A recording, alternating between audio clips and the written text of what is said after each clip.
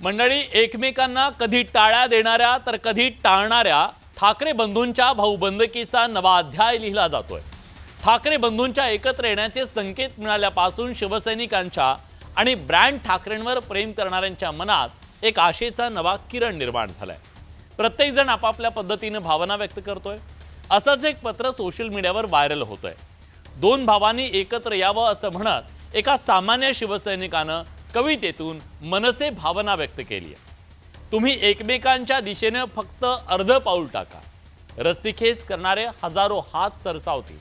यात आप पर असा भाव नसेल, हाही आणि तोही सामील असेल। काही तोंडदेखली तारीफ करतील, काही शांत आणि तटस्थ राहतील, काही थयथयाट करतील, आतून कावा चाहतील। तुम्ही मात्र कशाकडे लक्ष देऊ नका। 2 दशकांचं अंतर 2 पावलावर आलंय, ते दुभंगू देऊ नका। मराठी माणसाचं स्वप्न भग्न होऊ देऊ नका। मनसे शिवसैनिक असं म्हणत एका शिवसैनिकाच्या या मनसे भावनेची कदर केली जाते का हे पाहणं महत्त्वाचं आहे। कारण ठाकरेंची शिवसेना आणि मनसेचं राजकारण भावनेवर चालत आलं। त्याची सुरुवात बाळासाहेबांनी केली। मराठी माणसाच्या भावनेला हात घालत बाळासाहेब ठाकरेंनी हजारो तरुणांना पेटून उठायला भाग पाडलं, त्यांना राजकारणात तेवत ठेवलं। त्यातून महाराष्ट्राच्या राजकारणात निर्माण झालेला 3 अक्षरी ठाकरे आणि 4 अक्षरांच्या शिवसेना ब्रँडची धग देशाच्या कानाकोपऱ्यात पोहोचली। असा हा ठाकरे ब्रँड भाऊबंदकीत अडकला। पण ठाकरे कुटुंबातल्या भाऊबंदकीवर आता पडदा पडण्याची शक्यता निर्माण झाली आहे। पण यातून अनेक प्रश्न निर्माण झालेत, ज्याची आज आपल्याला चर्चा करायची आहे। ठाकरे बंधूंचं एकत्र येणं कार्यकर्त्यांची भावना आहे की दोघांची राजकीय गरज आहे? गरज असेल तर ती उद्धव ठाकरेंची जास्त आहे की मग राज ठाकरेंची आहे? आमच्यात किरकोळ भांडणं म्हणणारे ठाकरे किरकोळ कारणावरून इतका टोकाचा संघर्ष इतकी वर्ष करतील का? की टोकाचे मतभेद आजच्या राजकीय परिस्थितीमध्ये त्यांना किरकोळ वाटू लागले? खरं काय? ठाकरे बंधूंच्या एकत्र येण्यानं मराठी माणसाचं पर्यायानं महाराष्ट्राचं खरंच काही हित साधलं जाणार आहे का? की केवळ ही ठाकरे ब्रँड वाचवण्याची धडपड सुरू आहे?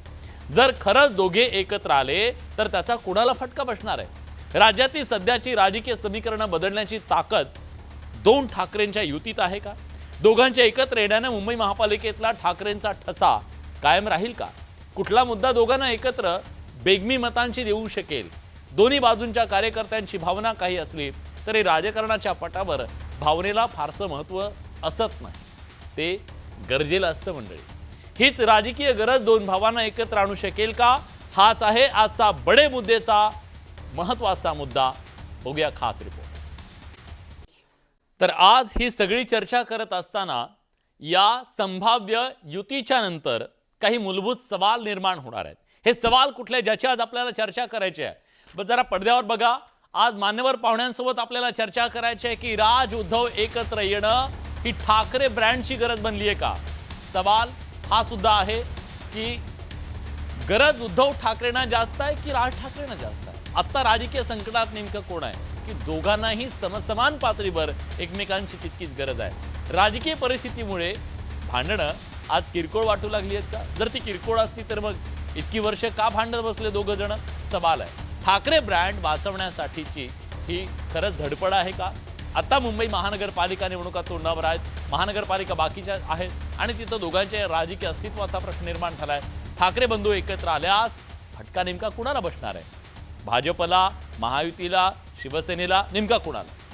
आणि एकत्र येण्यानं मुंबईवर ठाकरेंचा ठसा कायम राहील का? आणि त्यासाठीची ही सगळी जुळवाजुळव सुरू आहे का? सवाल अनेक आहेत, ज्याची आज आपल्याला चर्चा करायची आहे। आज या चर्चेत सहभागी होण्यासाठी आपल्या सोबत मान्यवर पाहुणे असणार आहेत। माझ्या सोबत आता स्टुडिओमध्ये शिवसेनेचे मुख्य प्रवक्ते डॉक्टर राजू वाघमारे आहेत। डॉक्टर साहेब, स्वागत आहे तुमचं।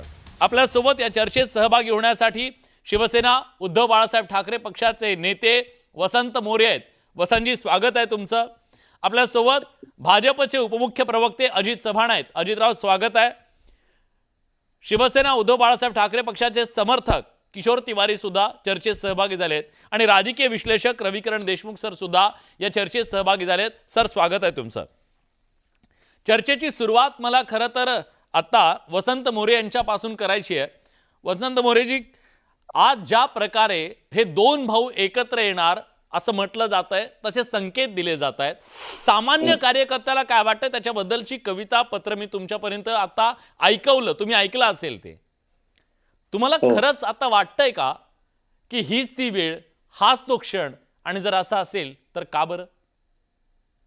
नाही, 100% मला तर आनंदच होईल या विषयाचा. कारण मी सुरुवातीचा शिवसेना शाखा प्रमुख आहे आणि हो. आता जर दोन्ही शिवसेना आणि मनसे, उभाटा आणि मनसे जर एकत्र येणार असतील, तर मला वाटतं की आज आपण पाहतोय सगळ्या महाराष्ट्रामध्ये अनेक नेत्यांच्या पक्षांच्या पोटामध्ये गोळा आल्यागत झालंय. बर, आणि अनेक मला वाटतं की कोण सांगा बरं, कोणाकोणाच्या पोटात गोळा आलाय? ये डर होना जरुरी है. आणि तुम्हाला कारण जाणीव झाली त्या गोष्टीची की तुम्ही एकत्र येणार ह्याची भीती आहे काही लोकांना? हो, 100% आहे. भीती आहे म्हणून तर आपण पाहतोय ना, माईक फेकाफेकी चालू झाली आहे. हा. कोण म्हणतं आम्ही संबंध संपवणार. म्हणजे तुमचे संबंध जे काही मनसे बरोबर असतील, शिवसेनेबरोबर असतील, हे काही संबंध फक्त तुमच्या कारणापुरतेच होते का? हा. मग तुम्ही फक्त या आतापर्यंत दोन्ही पक्षांचा नुसता वापरच करून घेतला का? हा. की आता याच्यामध्ये भाजप असेल किंवा एसएनसी असेल, या दोघांनाही तेच वाटतं ना. बरं, मी विचारतो ना त्यांना. सुरुवात डॉक्टरांपासून करतो. डॉक्टर, तुमच्या पोटात गोळा आलाय असं ते म्हणतायत, भीतीनं ग्रासलंय तुम्हाला, तुम्हाला आता चैन पडत नाहीये. काय काय काय म्हणालात? काय माहितीये हा. का विलासजी, हम्म. आता ज्यांना वाटतंय की हे दोन भाऊ एकत्र आल्याने फार मोठं काहीतरी राजकीय गणित घडणार आहे महाराष्ट्रात, हा. त्यांनी या स्वप्नातल्या दुनियेत राहावं. हा. भीतीचा गोळा, अहो भीतीची एक पुळी आहे ना, पुळी, हम्म. ती पण आम्हाला जाणव त्याची होत नाही. हा. कारण काय झालंय, पुलाखालून एवढं पाणी वाहून गेलंय, या प्रत्येकाने स्वतःला राजकीय क्षेत्रामध्ये आजमवलंय. बर. राजसाहेबांनी पण आजमवलंय, उद्धव साहेबांनी पण आजमवलंय. आज उद्धव साहेबांचे 100 उमेदवार त्याच्यापेक्षा जास्त उभे केलेले. किती निवडून आले? तर 20 निवडून आले. दुसऱ्या पक्षाचे ना नगरसेवक आहेत ना आमदार आहेत. अशा लोक ज्यावेळी एकत्र येतात त्यावेळी भीतीचा गोळा काय पुळी पण उठणार नाही. कारण प्रश्नच येत नाही. हा. आम्ही 80 उभे केले, आम्ही 60 जिंकलो. आणि याचा अर्थ काय की महाराष्ट्रातल्या मराठी जनतेने हा. हिंदू हृदय सम्राट बाळासाहेब ठाकरेंची शिवसेना, हा. धर्मवीर आनंद दिघेंची शिवसेना, त्यांच्या हिंदुत्वाला पुढे घेऊन जाणारी शिवसेना, म्हणून आमच्या शिवसेनेला महाराष्ट्राने स्वीकारलंय. आदरणीय एकनाथरावजी शिंदे साहेबांना स्वीकारलंय. त्याच्यामुळे बरं, आम्ही जे म्हणतोय की आम्हाला स्वीकारलंय, हा. हे आकडे जे आहेत ते तुमच्या समोर सांगतायत की आम्हाला स्वीकारलंय की आम्हाला नाकारलंय. बरं डॉक्टर, मला मान्य आहे तुमचं हे सगळी तुमची जी थिअरी आहे ना, आपण क्षणभर असं म्हणू, मान्य, 100% मान्य. क्षणभर नाही, फॅक्ट. बरं, फॅक्ट त्यांचं काही तर उरलेलं नाही, काही नाही, काय शून्य आहेत समजा ते, असंच क्षणभर आपण मानू. मग मुद्दा असा आहे, असा एक सण जात नाहीये ज्या सणाला तुम्ही त्यांच्याकडे नाही आहेत, त्या दादरच्या याला कृष्णकुंजवर किंवा काय आमरसपुरी आहे, काय काय काय काय चाललंय. लोकांना प्रश्न पडलाय, तुम्ही शिवतीर्थ. हा. हा. काय काय म्हणालात? पंत्या लावायला पण जातात. हा. नाही नाही, कसं आहे, तेव्हा ती पुळी आहे का गोळा आहे ते कळलं नाही का? मी बोलतो ना. हा. बरं. नाही नाही, कसं आहे वसंतरावजी, राजकारणामध्ये समोरच्याकडे असलेली 2%, 3%, 1.5%, 4% मतं ही कधी कधी पुढच्या वेळेला आपल्याला उपयोगी पडू शकतात. थोडा त्याच्यामध्ये 1-2 सीटचा फरक पडू शकतो. याच्यासाठी समविचारी राजकीय पक्षांबरोबर जे थोडेफार जवळ येऊ शकतात त्यांच्याबरोबर आपल्याला संबंध हे राजकारणातले ठेवावे लागतात. बरं. आणि आपला जो राजकारणातला शत्रू असतो त्याच्या घरी आपण जातो, कारण संबंध वेगळे आणि राजकारण वेगळं. अरे असं कसं? हे गमतीचंच आहे. नाही, एक गोष्ट, संबंध एकच मिनिट, संबंध आणि राजकारण. नाही, बघा एक लक्षात घ्या. अजित जी आता भाजपचे मुख्य सहप्रवक्ते आहेत, उपप्रवक्ते आहेत, अजितजींना विचारा की मी काँग्रेसमध्ये असताना त्यांच्या आणि माझ्या मैत्रीमध्ये कुठे फरक पडला हा. का? किशोर तिवारी अगोदर अहो, उबाटाचे तुम्ही त्यांचं तर सांगूच नका. अहो ऐका ना, तुम्ही 2 अजित- मिनिटं हा 2 मिनिटं. ते किशोर तिवारी उबाटाचे प्रवक्ते होते. हा आमच्या बोलण्यात वागण्यात काय फरक आला का? राजकारण वेगळं हा आणि जे तुम्ही म्हणताय ना घरी जाणं किंवा न जाणं, हा. हे राजकारणापोटी जायचंय ना. आता त्याच्याने ज्यावेळी तुम्ही जर पार्टीच बदलणार आहे, हा तुम्ही जर आमचे विरोधक म्हणून उभे राहणार आहे, तर आम्ही त्या दृष्टीनेच विचार करणार. आम्हाला काय फरक पडतोय? ठीक आहे. आमच्याकडे क्षणभर आपण असं मानू 60 आमदार आहेत, हे पण तुमचं मान्य आहे. आमच्याकडे चला खासदार चला हे आहेत. पण मान्य आहे. चला हे पण मान्य आहे. हजारो लोक नातं वेगळं राजकारण वेगळं. बरोबर हा, विलाजी हा. हजारो लोक आमच्या पक्षामध्ये आजही येत हा. आहेत, ज्यावेळी हे 2 पक्ष अस्तित्वात आहेत त्यावेळी. याचा अर्थ काय की जनतेने आम्हाला स्वीकारलंय, बर. जनतेने एकनाथ शिंदे साहेबांना स्वीकारलंय आणि हिंदू हृदय सम्राटांचा ब्रँड ठीक आहे. जर महाराष्ट्रात कोण असेल हा. तर तो अजितराव. एकनाथ शिंदे साहेब आहेत. अजितराव येतो हे तुमच्याकडे, स्वीकारलेलं येतो. एक खास प्रश्न आहे तुमच्यासाठी. हा वसंतराव बोला. यांना जनतेनं नाही स्वीकारलं, यांना महाराष्ट्राच्या जनतेनं नाही स्वीकारलं, यांना ईव्हीएम ने स्वीकारलंय. बरं ठीक आहे, आता ईव्हीएम वर चर्चा नको जायला. अजितराव एक गोष्ट सांगा. आता तुमचे मित्र राजू वाघमारे असं म्हणाले, नातं एका बाजूला असतं, राजकारण एका बाजूला असतं. आता हे जर आपण असं मान्य आहे, हे ठीक आहे, कोणी म्हणेल की ठीक आहे, पण अचानक 2 भाऊ एकत्र येणार म्हटल्यानंतर आता आपली कट्टी फू, आता आपली दोस्तीच नाही, आता आपण बोलायचंच नाही, हे काय प्रकार आहे? म्हणजे काय कळलंच नाही. मग ते म्हणतायत ते बरोबर आहे का? डर जरुरी है? नाही, मला आधी तात्यांना उत्तर द्यायचंय. बरं द्या. तात्यांचं काय होतंय, विलासराव, आपल्या गावाकडे एक म्हण आहे, तात्या जेवायला बसतात आणि नेमकी पंक्तीमधली बुंदी संपते. तात्या पुन्हा तुम्ही चुकीच्या पंक्तीमध्ये बसलाय, लक्षात घ्या. आता काय विषय आहे बघा, लक्षात घेतलं पाहिजे आपण. त्याची काळजी करू नका आता तुम्ही चव्हाण साहेब. ज्या त्याची नका काळजी करू आता. पद्धतीनं विलासजी आपण मला प्रश्न विचारला हा की बघा कसं आहे की आपण फॅक्ट्स वरती चर्चा केल्या पाहिजे. हे सगळं असताना भारतीय जनता पक्षाकडे आपणच बातम्या दाखवल्यात. भारतीय जनता पक्षाकडे मुंबई महानगरपालिका आली होती. आज स्थिती काय आहे? 55 माजी नगरसेवक आमच्या मित्र पक्षाकडे एकनाथ शिंदे साहेबांचं नेतृत्व स्वीकारून गेलेले. आम्ही स्वबळावरती जवळपास, आपल्यालाही ते माहितीये की मुंबई महानगरपालिका आम्ही जिंकली होती. त्यामुळे डर बीर जरुरी असलं बिलकुल काही नाहीये. आणि दुसरं आणखी एक गोष्ट तुम्हाला मी सांगतो, 14ला 17ला आपण मैत्री तोडण्यापर्यंत काय झालं सांगा ना अजितराव. काय? आता मैत्रीच नाही आपली, असं काहीतरी स्टेटमेंट आलं तुमच्या नेत्यांचं. एवढं काय झालं अचानक? म्हणजे नाही, एक गोष्ट आशिष शेलार, मी नाव घेतो त्यांचं. नाही, एक गोष्ट लक्षात घेतली पाहिजे आपण की याच्यामध्ये बघा की प्रमुख स्टेटमेंट आमच्या पक्षाचं अधिकृत माननीय मुख्यमंत्री महोदयांनी दिलेलं आहे. आदरणीय देवेंद्रजी काय म्हणाले, एकत्र आले तर आम्हाला आनंदच आहे. आणि मी तुम्हाला स्पष्ट शब्दात सांगतो की ज्याच्याकडे संघटना आहे, ज्याच्याकडे विचार आहे, महाराष्ट्राच्या जनतेनं निवडून दिलंय ना. आता हे फुटले बिटले खोके महाराष्ट्राच्या जनतेनं दिलेला कौल आहे. पण अजितराव तुमचा आवाज आमच्यापर्यंत पोहोचत नाही. मी येतो खरं तर तुमच्याकडे. एक प्रामाणिक उत्तर द्याल मला? एक प्रामाणिक उत्तर द्याल अजितराव?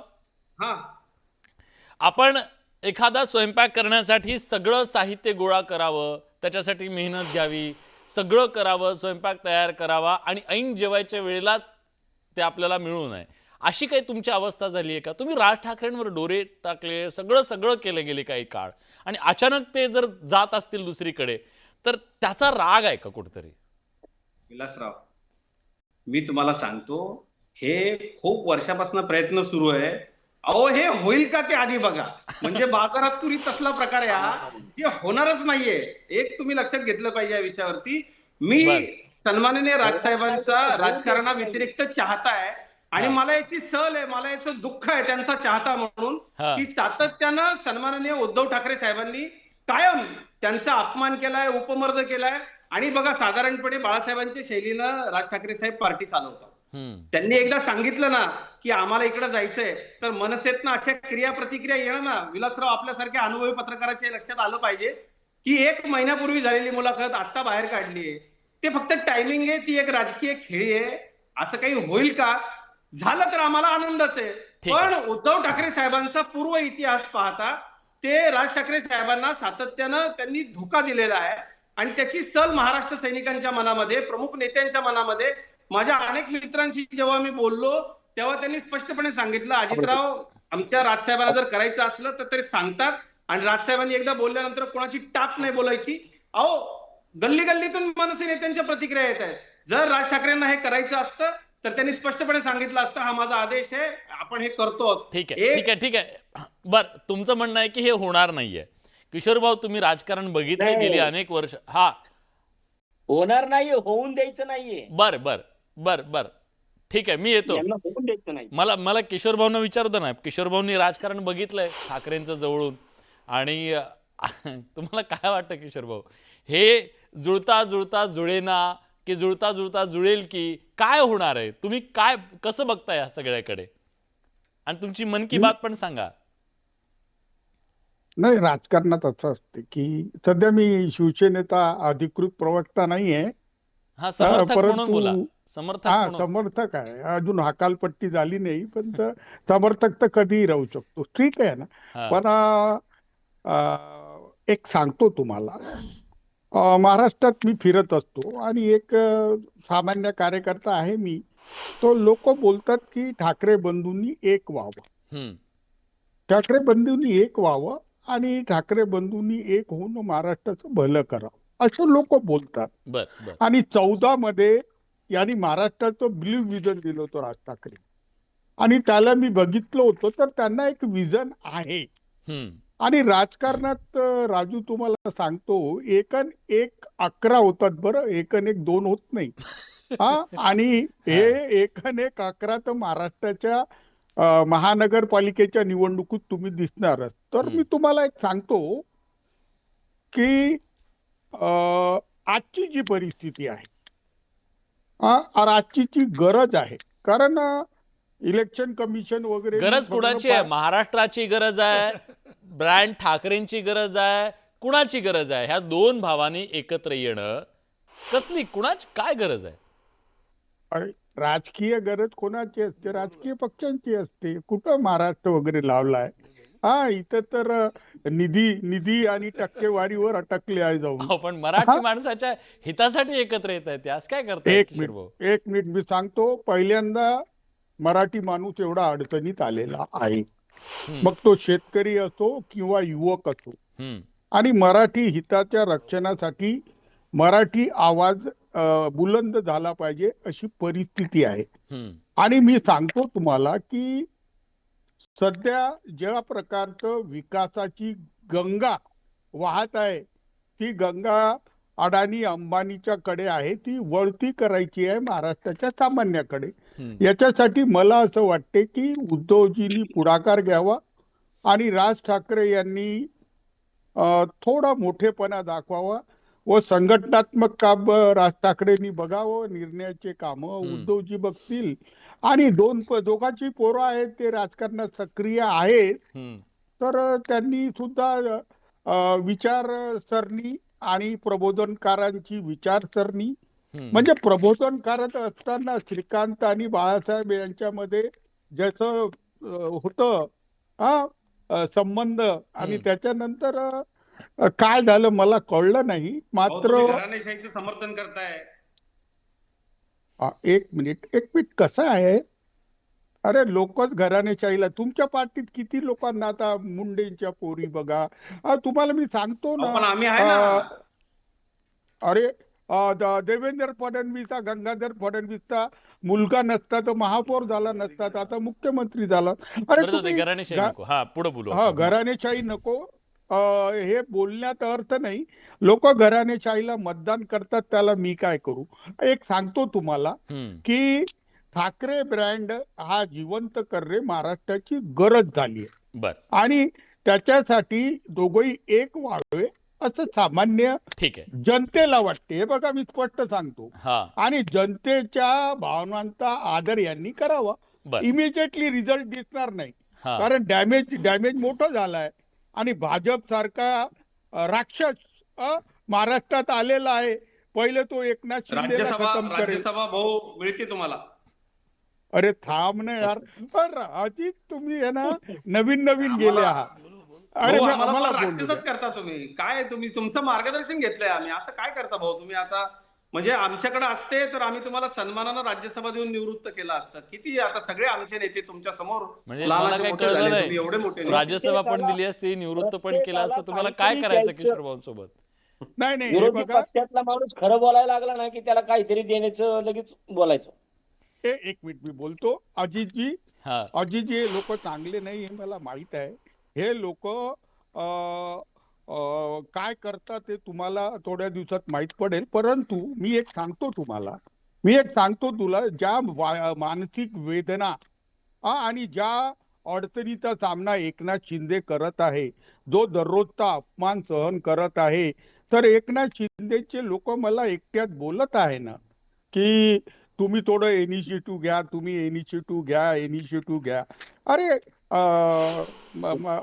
तुमच्याकडे दबंग लोक टिकत नाही. काय आणि मी काय ऐकतोय हे?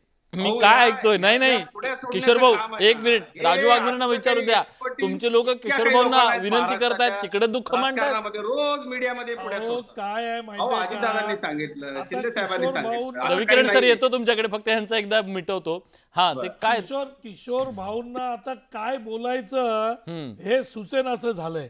का बरं? कारण आता काय, आता दोघे भाऊ एकत्र आले हा तर किशोर भाऊंना कुठेतरी चान्स मिळतोय का हे त्यांना बघावं लागेल.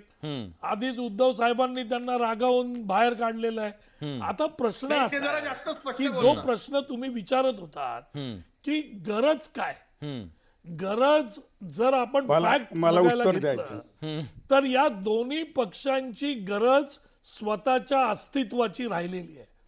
कारण महायुती 2029 पर्यंत आहे. त्याच्यानंतरही 2029 नंतर महायुतीच सत्तेमध्ये असणार आहे. कारण या फॅक्ट मी बोलतोय, हा. विरोधकांची जी ताकद आहे, काँग्रेस पूर्णपणे संपल्यात जमा आहे. मला बोलू द्या. पवार साहेबांची येतो. पवार साहेबांच्या एनसीपीचं तेवढं काही राहिलेलं शिल्लक दिसत नाही. राहिला उभाटा, तर उभाटा संपल्यात जमा आहे. आता 20 आमदार आहेत, तेही आमच्या संपर्कात आहेत. त्याच्यामुळे पुढच्या या 10 वर्षाचा काळ जर तुम्ही बघाल राजकारणात, तर मनसे आणि उभाटा या दोन्ही पक्षांची स्थिती काय होणार आहे. ठीक आहे. आता यांचं नेक्स्ट जनरेशन जे आहे हा त्या नेक्स्ट जनरेशनला सेट करायचंय. ठाकरे ब्रँड लेगसी त्याला राहिली भविष्य पाहिजे. असतो. आता त्याच्यामुळे खऱ्या भाऊंचं अर्थाने खरं ठीक आहे. आहे मी की किशोर भाऊंचं भाऊ यांना किशोर भाऊ जवळ पटकन तुमचं उत्तर द्या. मला पण रविकिरण 55 सरांकडे जायचंय, कारण ह्या माझी सगळ्याचं नजर विश्लेषण मला त्यांच्याकडून ऐकायचंय. आमच्याकडे हे झाले येतात. आरोप प्रत्यारोप. काहीतरी असेल ना. ही फॅक्ट सांगितली, हा. हे आरोप नाहीत. बरं ठीक आहे, तुमच्या ठीक आहे. प्रश्नाचं उत्तर बर दिलं. बर बर फॅक्ट. हा हा हे बघा, राजूजी, मला माझी सोय वगैरे लावायची नाही आहे या वयात. मला जेवढा सन्मान मिळायचा तेवढा मिळाला आणि मी समाजासाठी काम करत आहे. समाजाने मला खूप काही दिलंय, तर तुम्ही त्याची चिंता करू नका. परंतु मी व्यापकदृष्ट्या जे काही बोललो की महाराष्ट्रात मराठी माणूस अडचणीत आला असताना दोघा बंधूंनी एक कॉमन मिनिमम प्रोग्राम किशोर भाऊ, करून कुठचा मराठी माणूस अडचणीत आलाय? मराठी माणूस सुखात आहे. आम्ही महाराष्ट्राची काळजी घ्यायला आणि भाऊ, मराठी उद्धव ठाकरे माणसाची मुख्यमंत्री काळजी होते. घ्यायला तेव्हा शिवसेना मराठी समर्थ माणूस आहे. अडचणीत आला नाही आम्ही का? बाळासाहेबांचे विचार हा? घेऊन चाललोय. ज्या वेळेला आम्हाला ना कोणाची मुंबई गरज आहे महानगरपालिकेची ना सत्ता मराठी इतकी वर्षे हे माणसाला ओरबत कोणाची होते. गरज आहे. कारण गरज असती इतका भ्रष्टाचार तर केला, याच्यापूर्वी मुंबईतले झालं रस्ते असतं. चांदीचे झाले असते हो. त्याच्यामुळे इतका पैसा काय घातला. होत बर नाही. बर ठीक आहे. महायुती- मी त्याच्यामध्ये थोडं मला महाराष्ट्राची बोलू द्या. मला- काळजी घेते. थोडं हा, हे हा. दोन लोक भिडले आहेत ना, तर मी बोलतो. प्लीज मला रविकिरण सरांकडे जायचंय. हा हे राजूचं काहीतरी जमो आणि अजितचंही जमो या 5 वर्षात, असं मला वाटते. पण एक बोलतो मी की अख्खी मुंबई अडाणीला विकत आहात. अख्खे उद्योग देऊन टाकले. गडचिरोलीचा पालकमंत्री बनून, अरे मला बोलू द्या तुमच्या ना. पक्षप्रमुखांची अरे बोलू चिरंजीव द्या त्यांच्या ना. लग्नात बरं जायला आजीजी का- त्यांचं म्हणणं पूर्ण होऊ द्या. मला रविकिरण सरांकडे जायचंय. हा यांना ऍसिडिटी झाली आहे. मी एक बोलतो ना तुम्हाला की काय मुंबईचं होतंय आणि काय महाराष्ट्राचं होतं तुम्हाला माहित नाही. कशा रीतीने भ्रष्टाचार सुरू आहे हे तुम्हाला अहो, माहित नाही. किशोरजी, तुम्हाला काही भेटत तिवारीजी, नाहीये हो. बर, तुम्हाला बर. काही स्थगिती भेटत नाही. सरकारला ठीक प्रगती आहे सरकार ठीक आहे. मी तिघांनाही थांबवतो. विमान आरोप घेऊन- प्रत्यारोप चालू राहतील. मी तिघांनाही थांबवतो. मला रविकिरण सरांकडे जायचंय. बँकेतला भ्रष्टाचार रविकिरण सर, केला. ज्या प्रकारची ही सगळी राजकीय मांडणी केली जाते, आरोप प्रत्यारोपांचा भाग बाजूला ठेवा, पण राज ठाकरे, उद्धव ठाकरे यांचं एकत्र येणं ही ठाकरे ब्रँडच्या अस्तित्वाची लढाई आहे की राजकारणात एक नव्या प्रकारची आखणी करण्याची रणनीती आहे? काय आहे? तुम्ही या सगळ्याकडे कसं पाहताय? विलास, माझ्या मते दोन्ही ह्याची लढाई आहे. एक तर ठाकरे ब्रँडची पण लढाई आहे, राजकीय अस्तित्वाची पण लढाई आहे. हे बघा, राजकारणामधलं कसं आहे, राजकारण हा शेअर बाजार सारखा असतो. तिथे सेन्सेक्स कधी उसळी घेईल कुणाचा, त्याच्यानुसार हा ट्रेंड ठरतो. ज्यावेळी दोघही भाऊ स्वतंत्रपणे लढत होते, दोघांनाही समजून उमजून चुकलेलं आहे आता की आपल्याला काही मर्यादा आलेल्या आहेत. त्यामुळे त्यांनी हुशारीनं परवा दोन्ही पटापट दोघांनी विधानं केली आणि महाराष्ट्राच्या राजकीय शेअर बाजारामध्ये एकदम त्यांचा सेन्सेक्स आता उसळीला आलाय म्हणून तर आपण चर्चा करतोय. आणि राजकारणामध्ये प्रत्येकाला अधिकार आहे ना आपापली भूमिका मांडत लोकांपुढे जाण्याचा, त्यानुसार ते करतायत. आणि दोघही भावांनी छानपैकी स्टेटमेंट करून आता दोघही बघतायत की महाराष्ट्राच्या राजकारणात काय चर्चा होते, कोण काय बोलतं, कुणाला काय वाटतं. शेवटी ते दोघच निर्णय घेणार आहेत, ते कोणालाही विचारणार नाहीत, कोणाचाही सल्ला घेण्याची त्यांची काही सवय नाही. त्यामुळे ते दोघं निर्णय घेतील, एकत्र यायचे तर एकत्र येतील. पण ही प्रक्रिया किचकट आहे, इतकी सोपी नसते. ही लिटमस टेस्ट आहे तुम्ही म्हणताय तसं?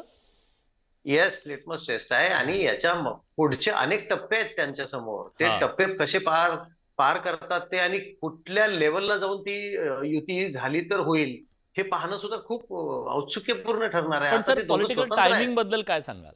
ही जी टायमिंग आहे हे योग्य टायमिंग आहे का? अगदी योग्य आहे. कारण आजच्या क्षणाला गुढीपाडव्याचं जर तुम्ही भाषण राज ठाकरे यांचं जर आठवलं तर त्यांची लाईन ही थोडी मध्यम मार्गी होती. त्यांना धड भाजपच्याही बाजूनं झुकलेले ते दिसले नाहीत आणि धड ते इकडेही दिसलेले नाहीत स्वतंत्र. त्यांनी मध्यम मार्ग स्वीकारला आणि महापालिकेमध्ये आपण कशी भूमिका घेऊ शकतो याची चुणूक त्यांनी दाखवली. म्हणजेच त्यांनी टायमिंग साधला होता. इकडे उद्धव ठाकरेंनी तर वेगवेगळे प्रयोग सुरूच ठेवलेत, त्यांना प्रचंड संघर्ष करावा लागतोय. तर अशा वेळेला दोघाही भावांनी, मला वाटत नाही की हे अचानक घडलेलं आहे, हे कुठेतरी एक आहे, संवाद आहे. आणि ठाकरे बंधूंनी हे कायम दाखवलेलं आहे की राजकारणामध्ये आम्ही एकमेकांच्या उखाळ्या पकळ्या कधी कधी काढत राहू, परंतु भाऊ म्हणून काय नातं काय मला वाटत नाही की ते संपण्यासारखं आहे. कारण विवाह समारंभामध्ये ते जेव्हा जेव्हा भेटले अलीकडच्या काळामध्ये नातेवाईकांच्या, त्यावेळी त्यांच्यामध्ये काही ना काही हास्य विनोद काहीतरी भेटीगाठी झालेल्या आहेत. कुठेतरी हे त्यांना वाटलं असेल की आपण एक वेगळा प्रयोग करून बघूया, काय होतंय बघूया महाराष्ट्राच्या राजकारणामध्ये, आणि ते अपेक्षित पडसाद उमटायला लागलेले आहेत. आणि हे आत्ताच्या क्षणाला दोघांची गरज आहे विलास, हे लक्षात घेतलं पाहिजे. पण एक मुद्दा सर, हे स्टेटमेंट पहिल्यांदा तिकडून येतं, काही क्षणाच्या आत दुसरं स्टेटमेंट येतं, ते मुलाखत देतात, कशी देतात हे तर असं स्पष्ट दिसतंय. पण हे दिसतंय ते पडद्यावरचं आहे, पडद्यामागे सुद्धा काहीतरी सुरू आहे असं मानायचं का आपण? अगदी. आणि ते पडद्यामागं सुरू असेल तर ते तिसऱ्या माणसाला कळण्याची काही सोयच नाही. कारण ठाकरे कसे आहेत, राजकारणामध्ये कसं वागतात हे आपण गेली अनेक वर्ष बघत आलेलं आहे. बाळासाहेब सुद्धा निर्णय घ्यायचे, भल्याभल्यांना कळत नव्हतं की काय निर्णय घेणार आहेत. त्यामुळे तेच संस्कार या भावाभावांवर झालेले आहेत. ते काय बोलले असतील आपापसात, त्यांनी काय ठरवलं असेल, पण त्यांनी स्पेस घेतली ना. आज महाराष्ट्राच्या राजकारणामध्ये चर्चा काय सुरू होती ना आज आपण काय करतोय, त्यांनी स्पेस घेतली ना. ही स्पेस घेणं सुद्धा राजकारणामध्ये फार मोठं कौशल्य असतं विलास. आपण चर्चेचा विषय बनलं पाहिजे, आपण लोकांच्या तोंडी आपलं नाव आलं पाहिजे दिवसभरातून कित्येक वेळा. ही सुद्धा एक राजकीय कौशल्याची एक चुणूक असते, ती दोघांनी दाखवून दिलेली आहे. आणि रेलेव्हन्स जो आहे तो सुद्धा त्यांनी दिला. मी येतो डॉक्टर तुमच्याकडे. मला अजितराव तुम्हाला विचारायचं आहे, तुम्हाला चकवा दिलाय का? राज ठाकरेंनी तुम्हाला चकवा दिलाय का या निमित्तानं? जर असं घडलं तर हा तुमच्या सगळ्या जे चाणक्य होते त्या सगळ्या चाणक्यांना हा चकवा आहे का? विलासराव, खरं तर या प्रश्नाचं उत्तर मी अत्यंत चांगल्या पद्धतीने देऊ शकतो, पण माझ्या पक्षाच्या गोपनीय रणनीतीचा तो भाग आहे. अजिबात चकवा वगैरे आम्हाला दिलेला नाहीये. मुळात भारतीय जनता पार्टी या स्थानिक स्वराज्य संस्थांच्या निवडणुकांमध्ये काय भूमिका घेईल ती आगामी काळामध्ये आपल्याला दिसेल. आणि मुळात याच्यामध्ये रविकिरण सर जे बोलले ना ते थोडंसं पुढे घेऊन जातो. एका अनुभवी पत्रकारानं केलेलं हे विश्लेषण आहे. विलासजी, साधं लक्षात घ्या, मी मगाशी म्हणालो तसं सन्माननीय राज ठाकरे साहेब बाळासाहेबांच्या स्टाईलनं आपली पार्टी चालवतात. राज ठाकरेंना जर एखादा निर्णय घ्यायचा असला तर ते स्पष्टपणे तो निर्णय घेतात. आणि आपण यापूर्वी पाहिलंय, त्या निर्णयाच्या विरोधात साधं एखादं पत्रक काढलं किंवा एखादी बाईट दिली तरी त्यांनी पक्षातनं लोकांना काढून टाकलंय. एवढा मोठा डिसिजन, एवढा मोठा निर्णय ज्या पद्धतीने त्यांनी ही चर्चा घडवून आणलेली आहे ना, तर ते रविकिरण सर म्हणतात तसं बरोबर आहे की आपला मार्केट अप झालं पाहिजे, आपला सेन्सेक्स वर गेला पाहिजे, त्याकरता हे सगळं आहे. आणि विलासजी आत्ताच बार्गेनिंग पॉवर वाढवत आहेत तुमच्या सोबत, एका बाजूला चर्चा करत असताना बार्गेनिंग पॉवर सुद्धा ते वाढवतायत, एक दबाव आणतायत तुमच्यावरती ते. तर तेच विश्लेषण रविकिरण सरांनी केलेलं आहे की ते आपली बार्गेनिंग पॉवर वाढवत आहेत. आणि या सगळ्यामधल्या या दोन्ही पक्षाच्या नेत्यांमधल्या संबंधांची राज ठाकरे मनानं राजा माणूस आहे, दिलदार माणूस आहे. त्यांनी असं म्हणून तुम्ही त्याला काहीच देत नाही, प्रॉब्लेम हा पण आहे ना. नाही विलासजी, मला सांगा किती दिवस झाले तुम्ही नुसती चर्चा करताय, काय दिलं तुम्ही राज ठाकरेंना सांगा बरं तुम्ही. यापूर्वी अनेकदा सन्माननीय राजसाहेबांनी उद्धव ठाकरेंकडे मैत्रीचा हात पुढे केला होता, आपण सोबत काम करू असं सांगितलं होतं. कसा विश्वासघात झाला त्याच्या कहाण्या नेत्यांनी समोर येऊन आपल्यालाच सांगितल्या विलासजी, त्या आम्ही पाहिल्या. आणि मला एक प्रश्न पडतो की राज ठाकरेंची जी स्टाईल आहे पक्ष चालवण्याची, ती पाहता अशा पद्धतीनं चर्चा त्यांनी एखादा निर्णय घ्यायचं ठरवल्यानंतर होईल, बिलकुल मला असं वाटत नाही. आणि सगळ्यात महत्वाची गोष्ट की महाराष्ट्राची जनता कौल कुणाला देते राजकारणामध्ये. शेवटी हे सगळं आम्ही करतो कशासाठी, तर निवडणुका जिंकण्यासाठी. त्या संघटनेच्या बळावरती जिंकल्या जातात, लढल्या जातात. ठीक आहे वसंत, मी विचारतो त्यांना, ते मनसेत सुद्धा राहिले, आता शिवसेनेत आहेत, दोन्ही त्यांना माहिती आहे. नगरसेवक मुंबईत सोडून गेलेत, त्यांच्याकडे उमेदवार नाही आता सध्या. वसंत त्या खूप जवळ राहिले त्यांच्या, त्यामुळे त्यांना सगळंच माहिती आहे राज ठाकरेंचं. राज ठाकरे सातत्याने भाजपच्या सोबत राहिले, भाजपला मदत केली, लोकसभेला केली, विधानसभेला केली, सगळं केलं. त्यांच्या पदरात काय पडलं? कुठंतरी आपल्याला काहीच मिळत नाहीये आता, म्हणून आता आपण आपला मार्ग शोधला पाहिजे, या भूमिकेत राज ठाकरे आलेत असं तुम्हाला वाटतं? नाही असं काही नाहीये. बघा, ठाकरे हा ब्रँड संपूर्ण महाराष्ट्राला माहिती आहे, मग ते राजसाहेब असतील किंवा उद्धव साहेब असतील. त्यामुळं त्यांचं अस्तित्व हे ना मनसेचं कधी संपणार आहे, ना शिवसेनेचं उबाटाचं कधी संपणार आहे. हे जर असं असतं की कुठल्या पक्षाने ऑफर्स दिल्यानंतर न जर साहेबांना हा विचार करावा लागत असेल, तर मला वाटतं की मग निवडणूक होण्याच्या आधी निवडणुका झाल्यानंतर न ही लोक का मग जातात, नाही ना जायला पाहिजे. मग त्या जर ते गेले, जर त्यांचं अस्तित्व या महाराष्ट्राला माहित नसतं, तर मग आतापर्यंत नुसतं फक्त एकत्र येण्याची चर्चा झाल्यानंतर न महाराष्ट्रामध्ये एवढा मोठा भूकंप होण्याची गरज नाही ना. हा राजकीय भूकंपच केलाय ना. डॉक्टर राजू वगैरे म्हणतात भूकंप वगैरे काहीच नाही म्हणून. कसला भूकंप आणि कसला काय, कसली चर्चा. ठाकरे बंधूंची चर्चा मीडियामध्ये होणारच, पण त्याचा ते म्हणतात बडे मुद्द्यामध्ये चर्चेला मुद्दा आला, हाच भूकंप आहे. हा भूकंप वगैरे काही प्रकार नाही आहे. आदरणीय रवी किरणजी, ऐका 2 मिनिटं, मला बोलू द्या. आदरणीय रवी किरणजी जे म्हणाले, त्यांनी मी जे म्हणत होतो बर ठीक आहे तात्या पूर्ण करा तुमचं. या भूकंपाचे मी जो म्हटलो ना डॉक्टर साहेब की भूकंपाचे हादरे हे तुम्हाला आता नाही कळणार. या भूकंपाचे हादरे तुम्हाला येणाऱ्या स्थानिक स्वराज्य संस्थांच्या निवडणुकांमध्ये कळतील की हा भूकंप कसा आहे. म्हणून तर त्याच्या नुसत्या लहरी आल्यात फक्त आता. तर आता एवढी सगळी पायाखालची वाळू सरकल्यागत झालंय. का तुम्हाला असं वाटतंय? काय असं काय केलं त्यांनी म्हणून त्यांच्या पायाखालची वाळू सरकली असं तुम्हाला वाटतंय? परवा दिवशी माईक, आता माननीय उपमुख्यमंत्री साहेबांनी माईक विचारा, मला बोलू ना. कशी चर्चा असेल, काय करणार तात्या एक लक्षात घ्या की साहेबांनी, शिंदे साहेबांचं स्पष्ट मत होतं कामाच्या बद्दल, त्या दिवशी बोलायचं होतं वेगवेगळ्या कामांबद्दल. याच्यावर ऑलरेडी बोलणं झालेलं आणि त्या रिपोर्टरनी परत तेच प्रश्न विचारले, म्हणून साहेब म्हणाले की अरे कामाचं बोला, हा प्रश्न झालाय, याचं काय महत्व नाही. त्यांना एकत्र यायचं तर येतील, नसेल यायचं तर येणार नाहीत. त्याच्यामुळे आमच्या चिडचिडीचा प्रश्न नाही.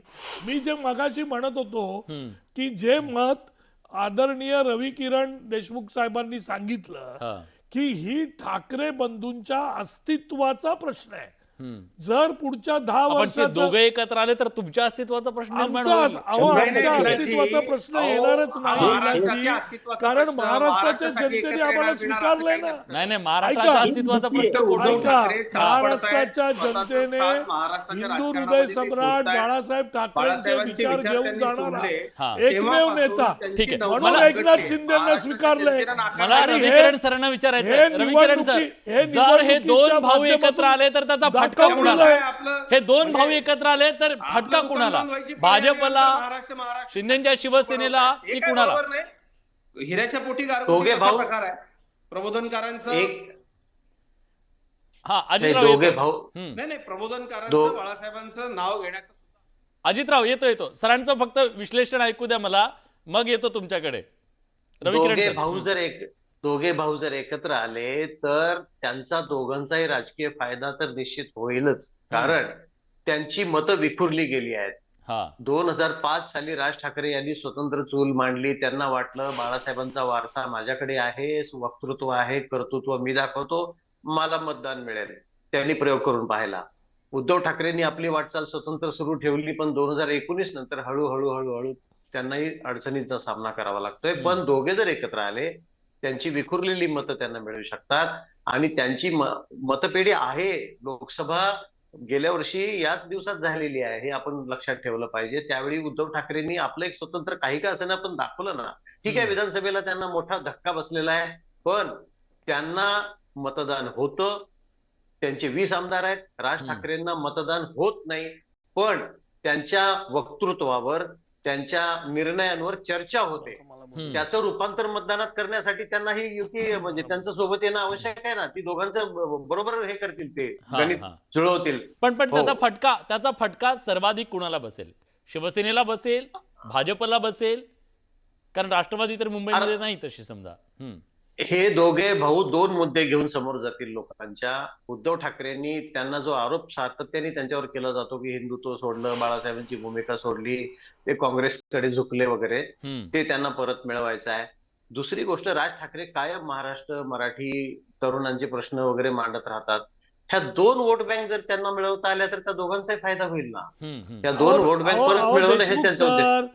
या 2 वोट बँक कशा मिळतील? हिंदुत्वासाठी जवळजवळ 5 ते 6 पक्ष एकत्र हिंदुत्वाच्या याच्यावर भांडतायत वोट बँकेवर.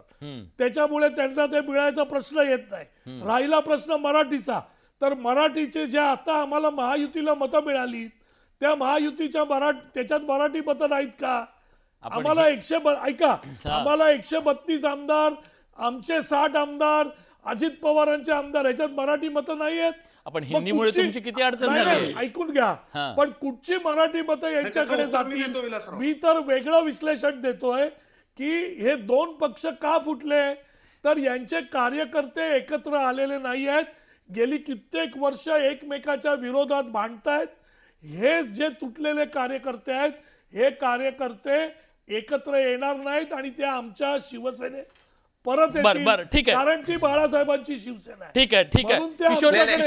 किशोर तिवारीजी विलास, एक मिनिट घेतो. मला वाघमारे साहेब जे बोलले त्याला उत्तर देतो की हे बघा, मतदान करायला जात असताना प्रत्येक वेळी मतदार हा विचार करतो की मी ज्याला मतदान करणार आहे ते मत माझं योग्य ठिकाणी जातंय की नाही, माझा विचार कोण पुढे नेतोय ते बघतो.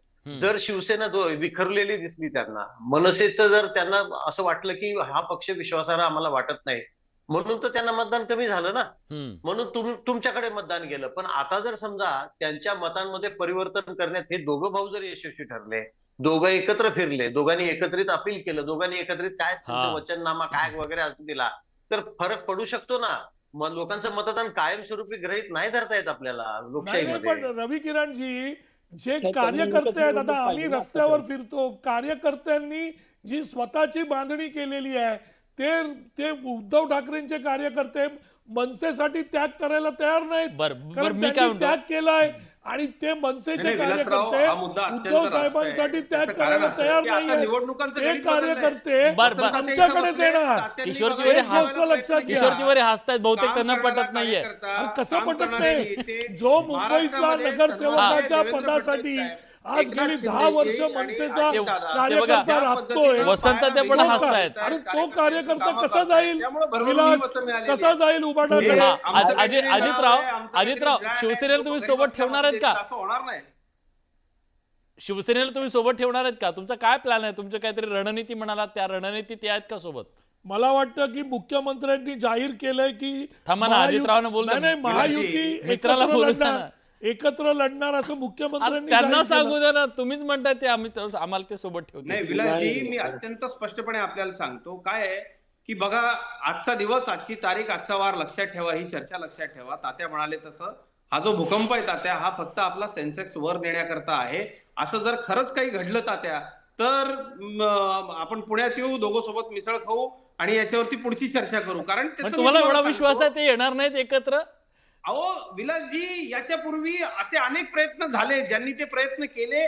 2 दिवस ते सगळे लोक माझ्याशी बोलतायत, कोणीच विश्वास ठेवायला तयार अहो, नाही. भूकंप म्हणजे सोडा, बाजारात तुम्ही पेल्यातलं तसला वादळ प्रकार आहे हा, मी ते ग्लासामधलं. सांगतोय. हा. आणि हे एक गोष्ट ग्लासातलं लक्षात वादळ घ्या, आहे. विलासजी, महाराष्ट्राच्या जनतेची मानसिकता आता बदललेली हा. आहे. लोकांना काम हवंय, लोकांना विकास हवाय, लोकांना लोकांना हे काय कळतं नको, बरोबर की आहे. आपल्या महाराष्ट्राचा विकास कोण अहो, करणार आहे. तुम्ही- हजारो कोटींचा निधी वसंत ते येतोय, काय म्हणतात बघा, महाराष्ट्र बदलतोय, हे पेल्यातलं लोक वादळ आहे बदलतोय. म्हणतात, हे काय काम होणार नाही करणारे असं. हे ग्लासातलं आहे, काम ग्लासातलं करणारे आहे नेते बघा, हवेत, ग्लासातलं घरात वादळ. बसणारे नेत्यांना वादळ महाराष्ट्राची वादळ जनता हे स्वीकारणार नाही. ग्लासातलं आहे का आणि मी पेल्याचं तुम्हाला आहे? सांगतो, राज ठाकरे अत्यंत हुशार, चाणाक्ष नेते, डुबत्या नौकेत जाऊन ते बसणार नाहीत. मला एकदा हा, वसंतजी तुमच्या आता सोबत काय येणं होतं म्हणजे का? डुबत्या नौकेत बसण्यासारखं आहे असं त्यांचं म्हणणं आहे. म्हणजे तुमच्यासोबत नाही, जाऊन नाही. काय सत्ता नाही, काही नाही, तुमच्याकडे काही नाही असं त्यांचं म्हणणं आहे. मला वाघमारे साहेबांना हेच सांगायचंय की त्यांची आताची एक निवडणूक झाली आहे. किशोर भाऊ येतो. अजून भरपूर निवडणुका त्यांना पाहायच्या. त्यामुळे एका निवडणुकीमध्ये तुम्ही भाजपला सोबत जाऊन तुम्ही हे सगळे विषय केलेले आहेत. त्यामुळे आम्ही मनसे असेल किंवा शिवसेना उभाटा असेल, आम्ही अगदी खूप निवडणुका झाल्यात आमच्या. तुमची पहिलीच निवडणूक झाली आहे आणि एका निवडणुकीमध्ये इतकं काय उगाच आभाळाला लाथा मारणं एवढं योग्य नाहीये. नाही त्यामुळे तुम्ही आता जे तात्या, म्हणताय पण ना, एका निवडणुकीमध्ये आम्ही कधी नव्हते ते 60 आमदार आणले ना, आम्ही एवढे हा. खासदार आणले. हेच उद्धव साहेब म्हणत होते की एक आमदार येणार नाही, एक खासदार येणार नाही.